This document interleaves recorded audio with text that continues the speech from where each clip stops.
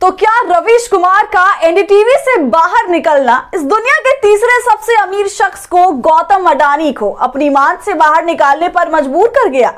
जितने सवालों के जवाब जो रवीश एनडीटीवी पर गौतम अडानी से पूछा करते थे और उसके बाद भी जिस आक्रामकता के साथ रवीश कुमार ने उन सवालों को पूछना जारी रखा है, क्या यही कारण है कि गौतम अडानी को अब दरबारी मीडिया के सामने ही सही लेकिन उन सवालों का सामना करना पड़ रहा है? क्योंकि मोदी राज में अकूत संपत्ति के मालिक बने गौतम अडानी ने हाल के कई सालों में अपना पहला इंटरव्यू दिया है। नमस्कार, आदाब, आप देख रहे हैं खबर अड्डा और मैं हूं आपके साथ सुम्बुलीरम। जी हां, गौतम अडानी ने इंटरव्यू दिया है और उन सवालों का जवाब भी जो रवीश ने कई बार अपने कार्यक्रमों में पूछे थे। हालांकि आपको ऐसा लग रहा है कि वो सवाल ऐसे होंगे जैसा रवीश पूछा करते थे और उस अंदाज में होंगे जो अंदाज रवीश का है। तो इस कंफ्यूजन से आपको बचाने के लिए ही हमने शुरुआत में ही कह दिया था कि अडानी ने दरबारी को इंटरव्यू दिया है और यहां हम जिस दरबारी की बात कर रहे हैं वो है India today network. Gautam Adani ने जिसे अपना इंटरव्यू देने के लिए चुना है वो है टीवी टुडे ग्रुप का अंग्रेजी channel India today. Gautam Adani ने इसी चैनल को अपनी अकूत संपत्ति से लेकर उन पर कर्ज का जो बोझ है, न्यू इंडिया पर जो उनके विचार हैं, एनडीटीवी के सहारे मीडिया में जो अडानी समूह का विस्तार है और इसके साथ जो बाकी अडानी समूह के 75 कारोबार हैं, सभी पर इंडिया टुडे वालों के साथ बात की है। 38 मिनट और करीब 40 सेकेंड लंबे इस इंटरव्यू को जब आप देखेंगे तो पहले सवाल के जवाब के लिए जैसे ही गौतम अडानी अपनी जबान खोलते हैं, आपको ये पूरा इंटरव्यू ही स्क्रिप्टेड लगने लगेगा। कुछ ऐसा कि मानो टीवी पर चढ़ी लाइनों का अडानी पाठ कर रहे हैं, खुद अपनी तारीफ करने के लिए इंटरव्यू दे रहे हो। मकसद देश को जताना हो कि अडानी और उनका परिवार इस देश में कितना दान पुण्य कर रहा है।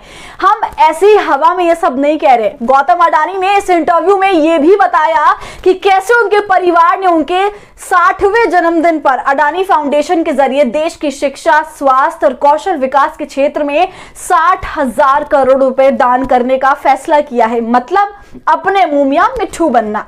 ऐसे कई और मौके इस 38 से 39 मिनट के इंटरव्यू में आपको कई बार देखने को मिलेंगे, जहां एक और कभी अडानी अपनी तारीफ करेंगे तो कभी पत्रकार साहब गौतम अडानी की तारीफ करेंगे। हालांकि सभी को जिस सवाल का इंतजार था उस पर भी चर्चा हुई। हम बात एनडीटीवी पर अडानी समूह के मालिकाना हक की कर रहे हैं। जब एनडीटीवी और उसकी संपादकीय स्वतंत्रता पर अडानी से सवाल किया गया तो उन्होंने जवाब देते हुए कहा कि चैनल के प्रबंधकीय पक्ष और उसकी संपादकीय स्वतंत्रता के बीच लक्ष्मण रेखा का पालन किया जाएगा। मतलब यह है कि एनडीटीवी के अडानी समूह के हो जाने के बाद भी किसी तरह का हस्तक्षेप अडानी द्वारा चैनल के संपादकीय पक्ष में नहीं होगा। अब भला इस पर यकीन कर पाना कहां तक संभव है, जब हाल ही में एक समाचार पत्र को दिए इंटरव्यू में अडानी ने कहा था कि पत्रकारिता का काम सवाल पूछना है और आलोचना भी उसका हिस्सा है और जब कभी सरकार से कुछ गलती हो जाती है तो सवाल होने भी चाहिए, लेकिन हर बार जब सरकार अच्छा काम करती है तो उसकी तारीफ भी होनी चाहिए। अब यह तो देखने वाली बात होगी कि जिस चैनल को लगता है कि सरकार की तारीफ की जानी चाहिए और कुछ मौकों पर जब सरकार से कोई गलती हो जाती है तो उसकी आलोचना की जानी चाहिए। आखिर कैसे मोदी सरकार के कामकाज को देखेगा और कब उसकी आलोचना करेगा और कब उसकी जय जय।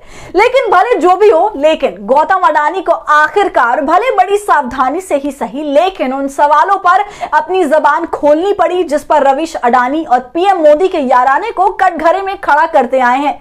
तो इस वीडियो पर क्या है आपकी राय, हमसे कमेंट सेक्शन में जरूर साझा कीजिए। और हमारे फ्री जर्नलिज्म को आपके सपोर्ट की जरूरत है, वो तभी होगा जब आप जितना ज्यादा थैंक्स के बटन का इस्तेमाल करेंगे और इससे हमारी हौसला अफजाई करेंगे। साथ ही अगर अब तक आपने हमारे चैनल खबर अड्डा को यूट्यूब पर सब्सक्राइब नहीं किया है तो इसे अभी फौरन कर लें।